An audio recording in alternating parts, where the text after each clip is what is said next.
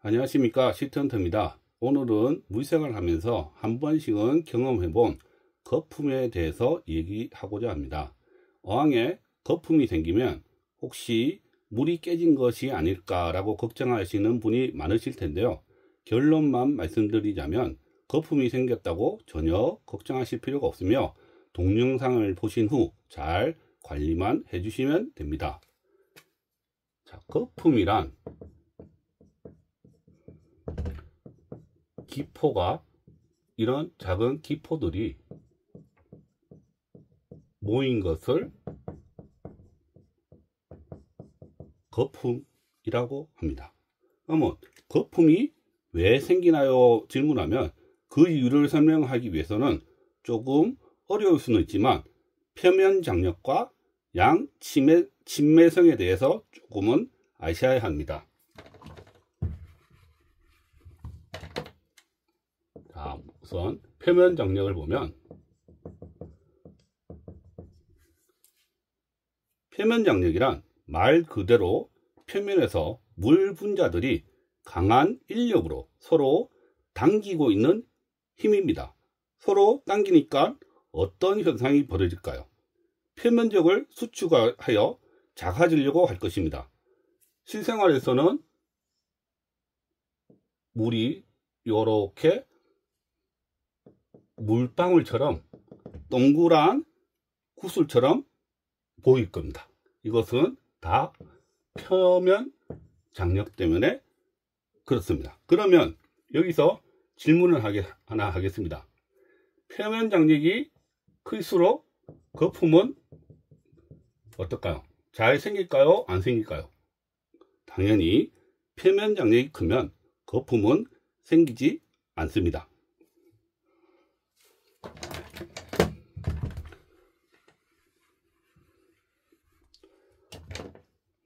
그리고 양, 침, 매, 성. 어떤 물질이 물과 친한 친수성이냐, 물과 친하지 않는 소수성이냐, 이 두 가지 성질을 같이 가지고 있는 겁니다. 쉽게 말씀드리면 물과 기름하고 모두 친화적인 성질을 가지고 있는 것입니다.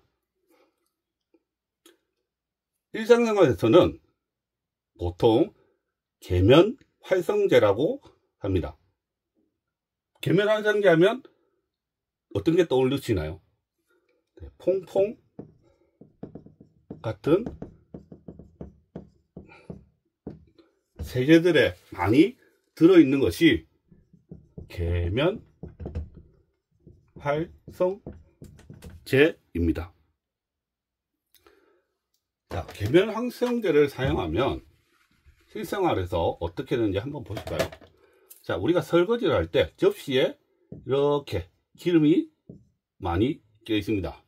그러면 계면 활성제를 사용하면, 즉 퐁퐁을 사용하면 소수성 부분이 이 기름때와 결합을 하고요. 그러면 이 접시에서 기름때가 떨어집니다. 그리고 나서 친수성인 부분이 물과 함께 씻겨져 나가는 겁니다. 좀 어렵나요? 하여튼 그런 내용입니다. 그러면 물생활에 있어서 바로 이런 양침매성 또는 계면 활성제 역할을 하는 것은 바로 단백질입니다. 단백질의 구성 성분인 아미노산이 바로 계면 활성제 역할을 하는 겁니다. 이론은 이것만 아시면 충분하고요. 그럼 거품이 어떻게 만들어지는지 같이 한번 보도록 하겠습니다. 거품이 만들어지기 위해서 일단 조건은 표면 장력이 큰 게 아니라 작아야 됩니다. 그리고 계면 활성제 성분은 당연히 많아야 되겠죠. 그리고 플러스 반드시 뭐가 있어야 되나요? 네, 기포가 있어야 됩니다. 물에 퐁퐁을 넣고 가만히 있으면 거품은 안 생깁니다. 휘저어서 기포를 발생시켜야 거품이 생기죠. 물에 통풍을 넣고 휘저으면 소수성 부분은 안쪽에서 기포를 이렇게 감싸고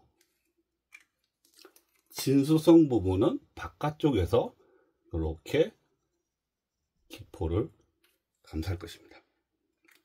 나중에는 서서히 이 진수성 성분이 물과 결합하면서 거품은 사라집니다. 물론 여기에는 점도도 중요하지만 물생활에 있어서 뭐 크게 신경은 안 쓰셔도 됩니다. 자, 내어왕에 거품이 생긴다는 것은 기포와 계면 활성제 역할을 하는 단백질이 어항 속에 많이 있다는 소리입니다. 자, 여기까지 보셨으면 질문 하나 하겠습니다. 거품이 생겼다고 물이 깨진 것인가요? 물론 아닙니다. 물속에 단백질과 기포만 있으면 거품은 생깁니다. 물속에 퐁퐁 넣었다고 물이 깨진 건가요? 그냥 그것은 물속에 거품이 발생할 수 있는 물질을 넣어서 그 결과 거품이 생긴 겁니다.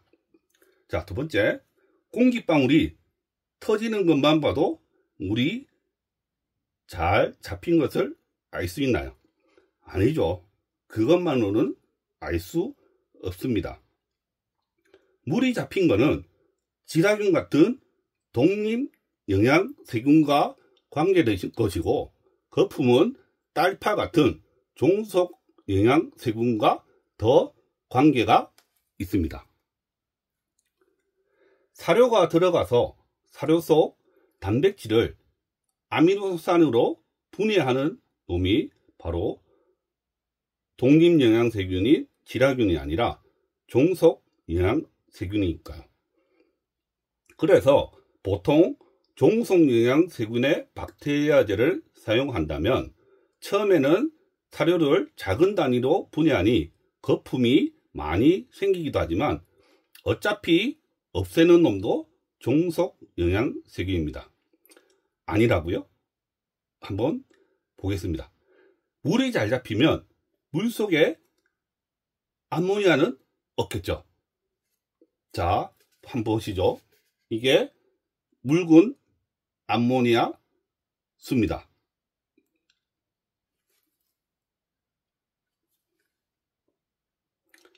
자, 한번 흔들어 보겠습니다. 자, 거품이 생기나요? 네, 안 생깁니다. 즉, 물속에 암모니아가 많아도 거품은 안 생깁니다. 즉, 물잡이, 잡힌 물, 지라균 이런 거하고는 전혀 상관이 없습니다. 단지 기포가 터지는 것을 보고 물잡이를 판단하는 근거는 종속영양세균이 물속 유기물, 즉 단백질 같은 계면 활성 성분을 분해하려면 많은 시간이 걸리는 거고, 그 시간 동안 지라균도 계속 증식을 했을 거라 추정을 할 뿐입니다. 반대로 유지하는 어항이 기포가 터지는 걸 보고 물이 깨졌다 판단하는 것도 사실은 기포가 터지는 것만으로 판단할 수가 없습니다. 자, 세 번째, 담수와 해수 중 어디에서 거품이 잘 발생하고 이유는 뭘까요? 해수는 염분이 있기에 담수보다 거품이 발생하기 더 어려운 환경입니다. 그 이유는 표면 장력은 염분이 많을수록 높아지기 때문이죠. 그럼에도 거품이 잘 발생하는 이유는 단백질 성분이 해수에 더 많아서 그렇습니다. 용존 질소의 35%가 아미노산이기 때문입니다. 자, 해수가 담수보다 표면 장력은 더 큽니다. 그리고 해수가 계면 활성 성분도 담수보다 더 많습니다. 그래서 거품은 표면 장력이 크기 때문에 생기기는 어려우나 계면 활성 성분이 많기 때문에 해수에 거품이 잘 생기는 겁니다. 따라서 스키머라는 장비로 아미노산을 제거합니다.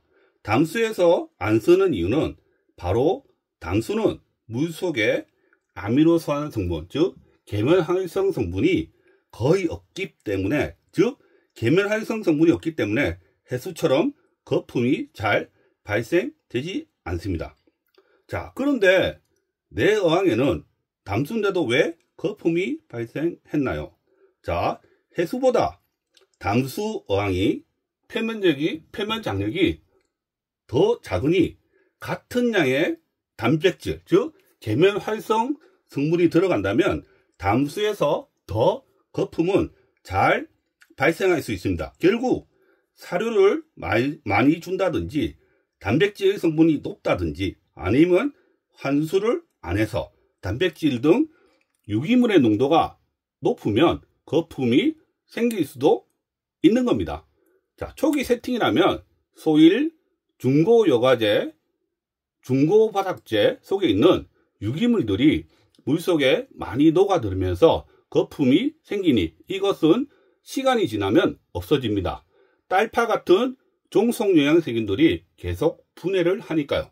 단 시간은 오래 걸릴 뿐입니다. 그런데 잘 운영하던 어항에 갑자기 거품이 생긴 거라면 위와 비슷하지만 조금 다르긴 합니다.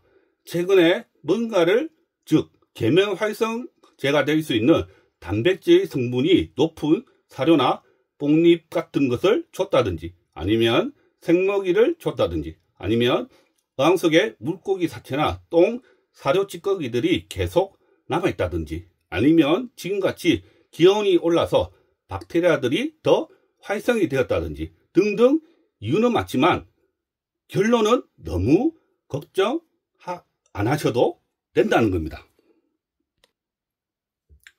자, 이제 결론을 말씀드리겠습니다. 초기 세팅이라면 거품이 발생하더라도 그냥 기다리시면 됩니다. 거품은 물잡이의 한 단계 정도로 보시면 되고요. 유지어항이라면 환수 한번 하시고 뭔가를 자꾸 더 넣으려고만 하지 마세요. 시간이 지나면 사라집니다. 자, 다시 정리 한번 해보겠습니다. 거품이 생기기 위한 필수 조건은 표면 장력은 좀 작아야 됩니다. 작을수록 좋습니다. 그러다 표면 장력이 높아도 밑에 활성 성분이 많다면 거품은 생깁니다. 근데 우리가 어항에서 활성 성분은 사료 등 각종 유기물이기 때문에 계속 사료를 주는 한 이 계면 활성 성분을 사실 줄일 수는 없습니다. 그리고 환수를 하더라도 계속 이 활성 성분은 남아있기 때문에 완벽하게 줄이기는 불가능합니다. 그리고 기포기, 물론 홍도를 안 돌리면 기포가 발생하는 거 아닌가요? 이러지만 외부 여과기의 출수구에 의해서 낙차에 의해서도 기포가 발생하기 때문에 기포도 무조건 들어가야 됩니다. 그래서 거품이 발생한다고 내가 특별하게 할 수 있는 거는 없습니다. 그냥 제일 좋은 거는 환수 플러스 기다림입니다. 물론 딸파와 같은 종속영양세균을 넣어준다면 초기에는 거품이 더 많이 발생할 수도 있습니다. 하지만 결국에는 이런 딸파 같은 종속영양세균이 아까 말씀드렸던 활성 계면 활성 성분인 단백질 등 같은 유기물을 없애주기 때문에 어느 정도 도움은 될 수 있습니다. 자, 이해하셨죠? 거품이 생겼다면 너무 걱정하지 마라. 환수하고 기다려라. 그리고 딸파 같은 박테리아제는 넣으면 거품이 더 생길 수도 있으나 이런 딸파 같은 중성용 세균은 계면 활성 성분이 단백질 같은 유기물을 없애니 도움은 될 수 있다.